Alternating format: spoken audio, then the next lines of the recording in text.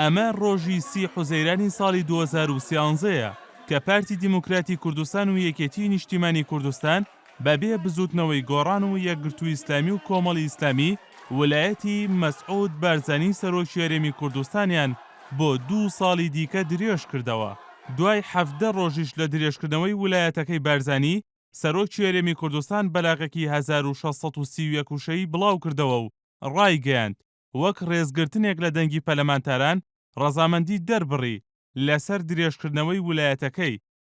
بارزانی ئەو کات لە بەلاغەکەیدا داوای لە خولی چوارەمی پەرلەمانی کوردستان کرد دوای هەڵبژاردنەکانی 21 نۆی ساڵی 2013 بە زووترین کات میکانیزمێک بدۆزنەوە بۆ ئەوەی لە ماوەی کەمتر لە ساڵێک بگەنە تەوافق لەسەر ئالێتی سەرۆکی هەرێم و هەموارکردنەوەی پرۆژەی دەستوور. NRT لەم راپۆرتەدا جیاوازەکانی هەردوو ڕاگەیەنراوەکەی بارزانی لە ساڵی 2013 و ساڵی 2015 دەخاتە ڕوو.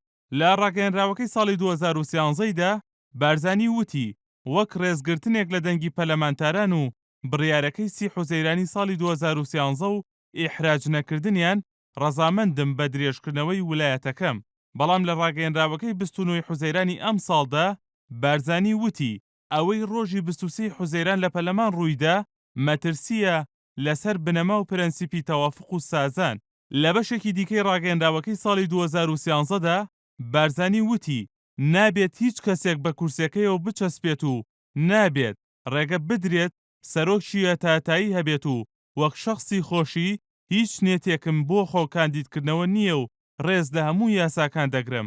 بەڵام لە ڕاگەیەنراوەکەی ئەم جارەیدا بارزانی داوای لە پەرلەمانتاران و حکوومەت و حزبە سیاسیەکان کرد بە قوڵی بیر لە چارەسەرکردنی قەیرانە داراییەکان و شەڕی داعش و پرسی ژیان و بژێوی خەڵک بە تایبەتی پێشمەرگەکان بکەنەوە و بایەغی شایستەی پێ بدەن.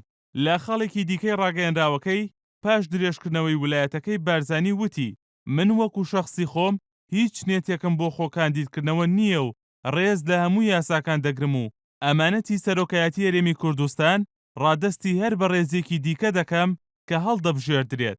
بەڵام لە ڕاگەیەنراوەکەی ئەم جارەدا بارزانی بێ ئەوەی هیچ لەسەرنێتی دەستبەرداربوون لە پۆستەکەی بڵێت ڕایگەیاند پرسە نیشتیمانی و سەرەکیەکان بە پرسی سەرۆکایەتی هەرێمیشەوە تەنها بە سازان قابیلی چارەسەرن. لە یەکەم پەیامیدا بارزانی وتی هەموو هەوڵێکی خۆم دەخەمەگەر بۆ ڕەخساندنی زەمینەیەکی نوێی گەیشتن بە تەوافق. بەڵام ئەم جارەیان بارزانی دەڵێت ئەگەریش لایەنەکان بەپی پرەنسیپی تەوافق و سازان نەجوڵانەوە ئەو کات منیش هەڵوێستی خۆم ڕادەگەێنم. سەرۆکی هەرێم لە یەکەم ڕاگەیەنراویدا کە 1631 وشە بوو هیچ وشەیەکی سازانی بەکار نەهێناوە. بەڵام لە ڕاگەیەنراوەکەی ئەم جارەدا 9 جار وشەی سازانی بەکارهێناوە. بارزانی لە ڕاگەیەنراوەکەی 17 ساڵی 2013دا زیاتر لە 10 جار وشەی دیموکراسی بەکارهێناوە. بەڵام لە ڕاگەیەنراوەکەی 29 حوزەیرانی ئەم ساڵ هیچ وشەیەکی دیموکراسی تێدا نییە. بە پێچەوانەی ڕاگەیەنراوەکەی 29 حوزەیرانی ئەم ساڵ بارزانی لە ویلایەتە یەکگرتووەکانی ئەمریکا ڕایگەیاند پرسی سەرۆکایەتی هەرێم لە لای پەرلەمان و حیزبەکانە و ئەوان هەرچی بڕیارێک بدەن ئەوە جێبەجێی دەکات. مەسەلە لای پەرلەمان و حیزبەکانە ئەوان چ بڕیارێک بدەن طبعاً ئەوە دەبیتە بڕیار. بەشێک لە چاودێرانی سیاسی پێشبینیان دەکرد دوای پەیامی سەرۆکی هەرێم هەڵوێستی ڕوونی خۆی ئاشکرا بکات بە تایبەت کە پەرلەمانی کوردستان بەبێ ئەندامانی پارتی خوێنەوەی یەکەمی بۆ پرۆژەی هەمواری یاسای سەرۆکایەتی هەرێم ئەنجامدا. بەڵام بارزانی لە پەیامەکەیدا جارێکی دیکە هەڵوێستی خۆی درەنگ خستەوە و پەیوەستی کردەوە باگەری نەسازانی لایەنەکان لەسەر پرسی سەرۆکایەتی هەرێم.